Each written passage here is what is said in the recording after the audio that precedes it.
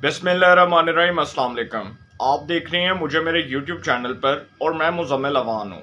वफाकी वज़ीर ख़जाना मिफ्ता इस्माइल साहब ने वफाकी बजट पेश कर दिया। इस बजट के दौरान ना तो अपोजिशन ने कोई हंगामा राई की, ना ही कोई शोर शराबा हुआ, ना ही कोई बजट की कॉपियाँ फाड़ी गईं, बल्कि ये बजट जो है वो पेश कर दिया गया कौमी असम्बली के अंदर।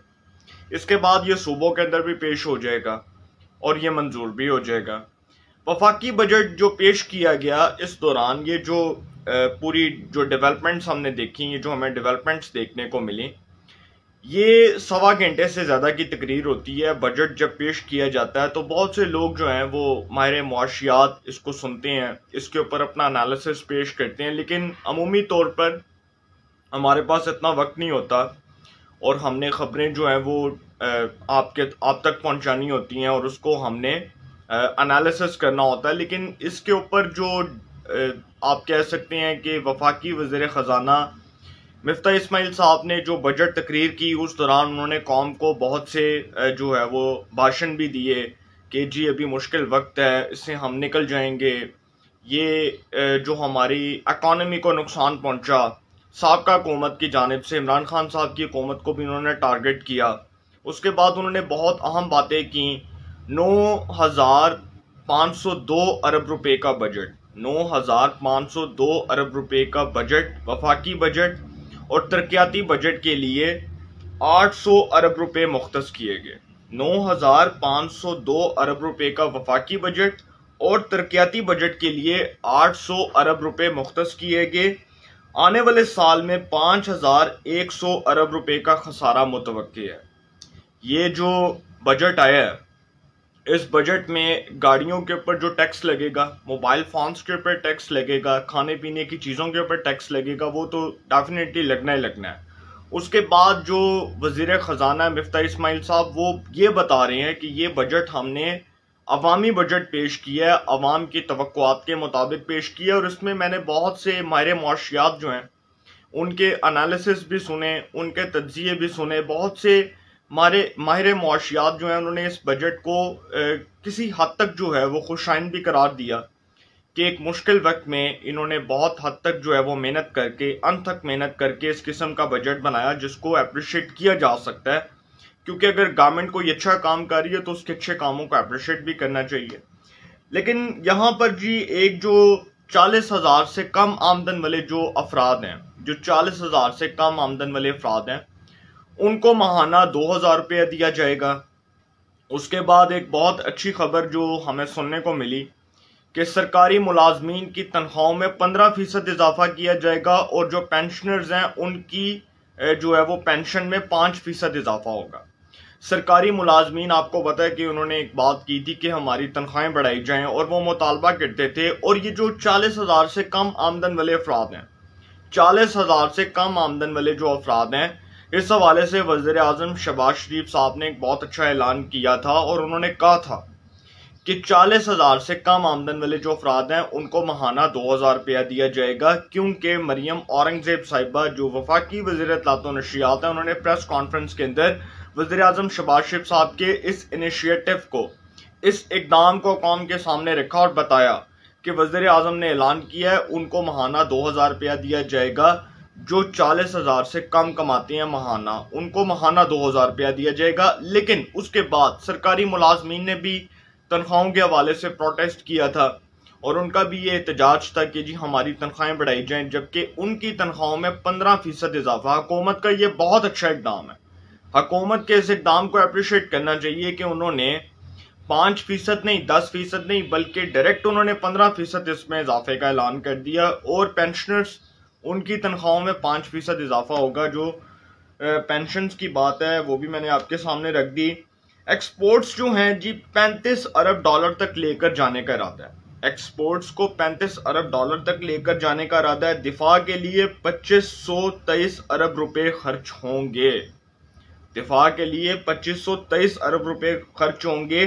टैक्स कलेक्शन 7,004 अरब रुपए होंगे।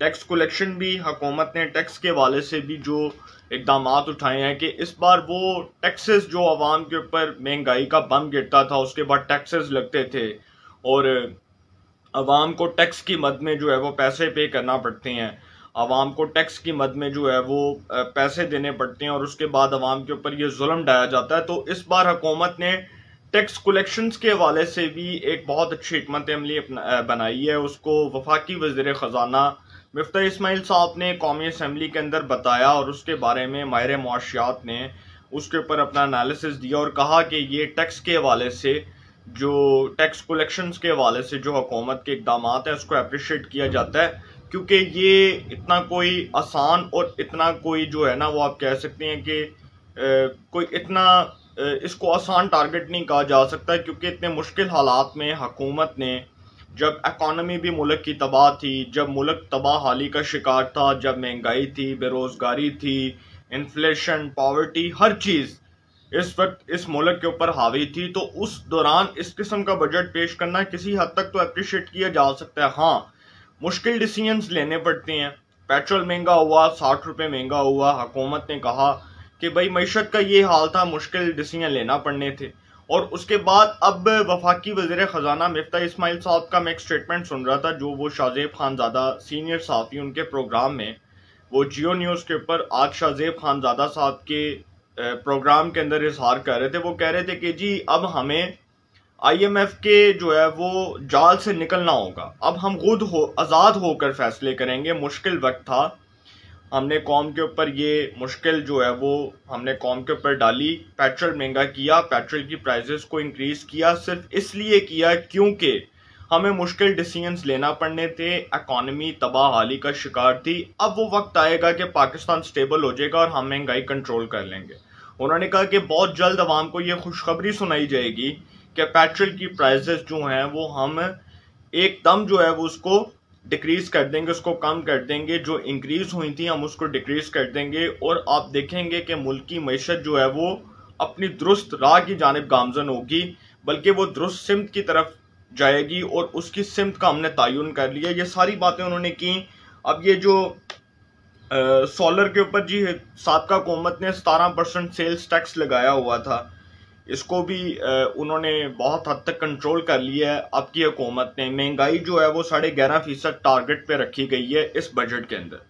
महंगाई को 11.5% बजट के अंदर टारगेट पर रखा गया है। 11.5% महंगाई होगी, इसके बारे में कुछ नहीं कहा जा सकता, क्योंकि महंगाई अब कितनी होती है, किस तरह महंगाई का जो है वो सुनामी आता है। लेकिन एक बहुत अच्छी खबर जो ज्वेलरी की मार्केट से आई है, सोने की कीमतों में जी आप देख सकते हैं कि वाज़े तौर पर कमी नज़र आई है।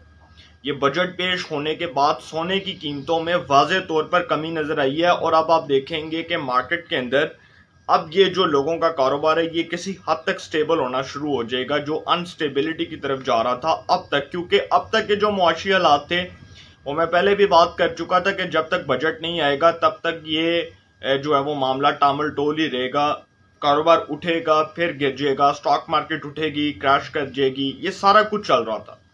अब जब बजट पेश हो गया, अब जब एक पॉलिसी सामने आ चुकी है, अब जब एक सिमत का तयन नज़र आ रहा है, तो उसके बाद हालात बेहतर हो सकते हैं, इसमें कोई शक नहीं है। दूसरी बात ये करूँगा, इसके बाद इसका इख्तिताम करूँगा कि हुकूमत ने मुश्किल इक़दाम ज़रूर किए हैं। हुकूमत ने बजट पेश किया, इसको अप्रिशिएट भी किया गया, इसके ऊपर मुखालफत भी हुई। मुखालफों ने मुखालफत ही करनी होती है ना, मुखालफ तो मुखालफत करती हैं। तो हुकूमत को चाहिए कि आवाम की तवक्कुआत के मुताबिक पूरा उतरे, आवाम के ऊपर इतना जुल्म ना ढाए। ठीक है, आप पेट्रोल की प्राइसेस को इंक्रीज करते हैं आप करें, लेकिन यकदम पेट्रोल की प्राइसेस इंक्रीज करना, यकदम जो है वो आवाम के ऊपर इस किस्म का बम गिराना महंगाई का, ये भी एक सरासर ज्यादती है। लेकिन हुकूमत ने ये इक़दाम इसलिए उठाया था क्योंकि वो समझते हैं कि ये मुश्किल फैसला अगर हम ना करते तो हम IMF के जो है वो मज़ीद मुश्किलात अपने पर उलझाते, IMF का मज़ीद बोझ अपने पर डालते, और उसके बाद शायद हम फिर कभी मुश्किल फैसले ना कर पाते। कि IMF की डिक्टेशन पर ही अगर हमने चलना था, तो अगर हम इसी में ताख़ीर कर देते तो फिर IMF हमारे सामने कड़ी शराइत रखता जो हम तस्लीम ही ना कर पाते। तो इसलिए हुकूमत ने IMF की शराइत को तस्लीम किया, और अब देखते हैं कि मुस्तकबिल के अंदर क्या होता है। लेकिन वफाकी बजट पेश कर दिया गया, बहुत सी चीज़ें जो हैं अभी भी उनको बेहतर करने की ज़रूरत है, उनको सुधारने की ज़रूरत है। तो हुकूमत इस हवाले से क्या इकदाम करेगी ये तो पता चलेगा। महंगाई भी होगी, कंट्रोल भी होगी। हुकूमत से तवक्कुआत अच्छी रखनी चाहिए कि जो भी फैसला हो वो मुल्क के वसी तर मुफाद में हो। इंशाल्लाह इस हवाले से जो भी अपडेट्स होंगी आपको इन्फॉर्मेशन मिलेगी। इंशाल्लाह फिर मुलाकात होगी। अपना बहुत ख्याल रखिएगा। अल्लाह निगहबान।